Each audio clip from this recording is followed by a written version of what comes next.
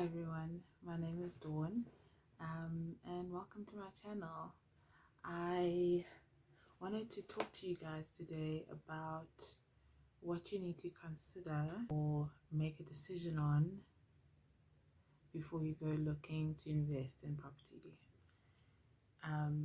First of all, this is not financial advice. This is just what I've learned, how I conduct my research and my exploration into what type of property I'm looking for, what I want to buy, why I want to buy it, and I'll talk to you about those different things in this video. I have notes down here, so please excuse me.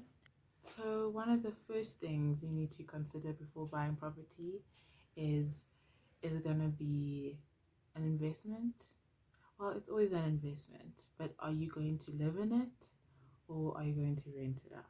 What you need to look for or consider when you are buying property that you want to live in is very different to what you need to consider if you want to rent it out. I currently haven't bought property to live in, so I'll take you guys through that process as I'm going through that process. I want to focus on what do you need to consider if you want to buy property to rent out. That's going to be making you income. So one of the first things that I have to make a decision on is who is my customer. So in my mind, I've segmented it into three different pieces. It's either a student, a young professional, or a family. And there's different dynamics within those three segments, and that's why I say you need to decide who you are servicing, who you are marketing your property to, because that's going to depend then, that's going to actually inform, okay, am I getting a 1-bedroom? Am I getting a studio? Am I getting a 2-bedroom? Am I getting a 3-bedroom? So let's focus first on students. If you are deciding to make a student your customer, then you need to make sure your location is important. So you need to consider, am I near universities? Am I near where these students study? Because in any of the segments that you decide to service, you need to make sure that their day-to-day lives are made easier by living in your property. So students, is it close to where they are studying?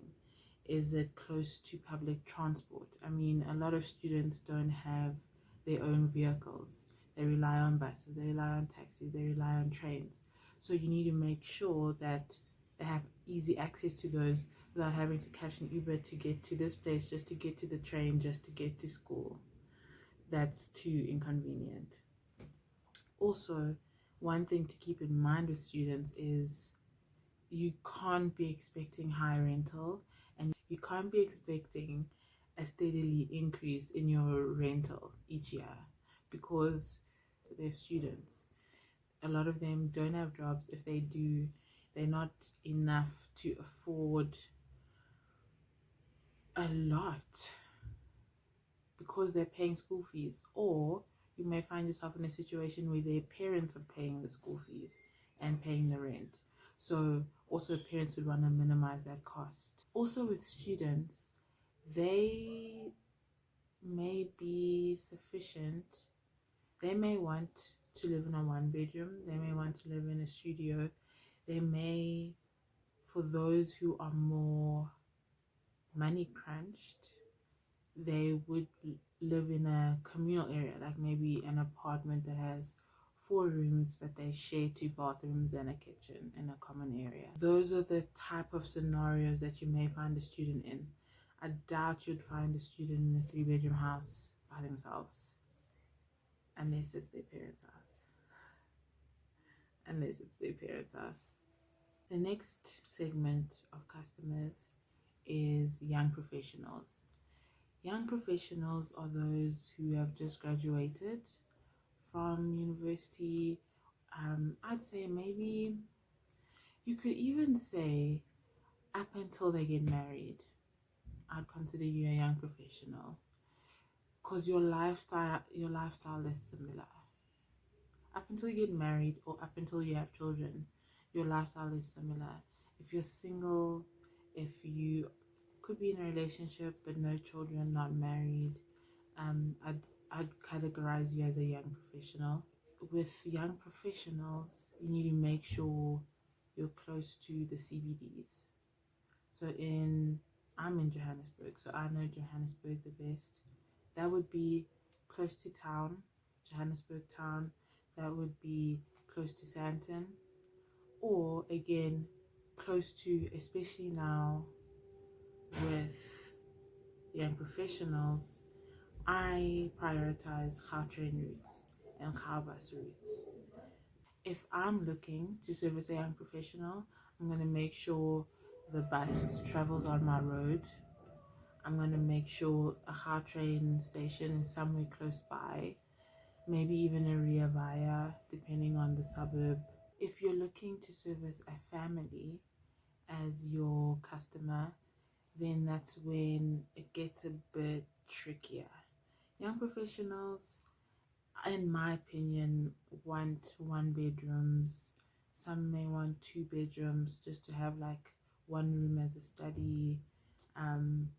Just they want more space because you in a job, you started your career, your salary is progressing every year, hopefully, and you can afford to get a place that's like maybe 2 bedrooms or maybe a loft, somewhere where it's not just come home to sleep.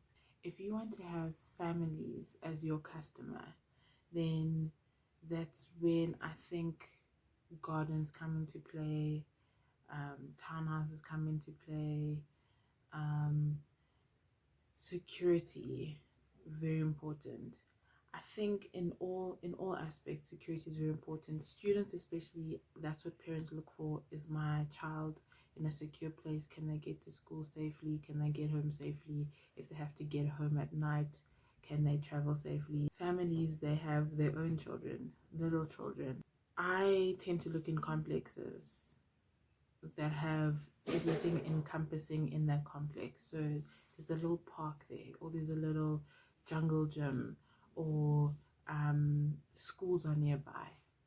Schools, okay. I think that's another important thing. If you're looking for families, make sure you're in an area where there's good schools, good private schools and good public schools. You can't assume that your tenant will be going to a particular school. So you want to make sure the neighborhood is such that private or government, the schools are good.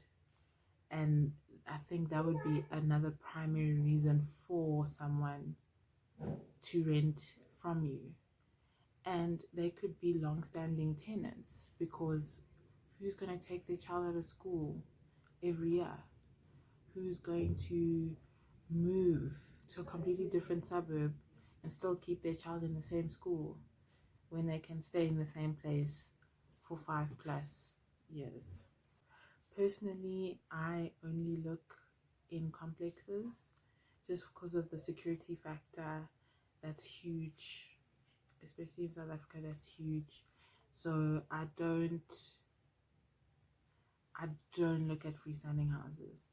I think freestanding houses are for people to buy for themselves, to live in by themselves or with their families. I just think it would be so difficult. I don't know how I would be able to get a tenant in a freestanding house. I don't know how at all. The last thing you'd want to consider before getting into real estate is if you really want to get into real estate. I think it's nice. People find status in being able to say, oh, I have property, oh, I'm a landlord, which I get, 100% get. But it's not easy. There's a lot of unexpected costs. Your tenants look great on paper, credit records, credit checks, bank account, bank statements, But then when you actually interact with them, you never know what could happen. You never know. And a lot of the times you may figure it out when it's too late.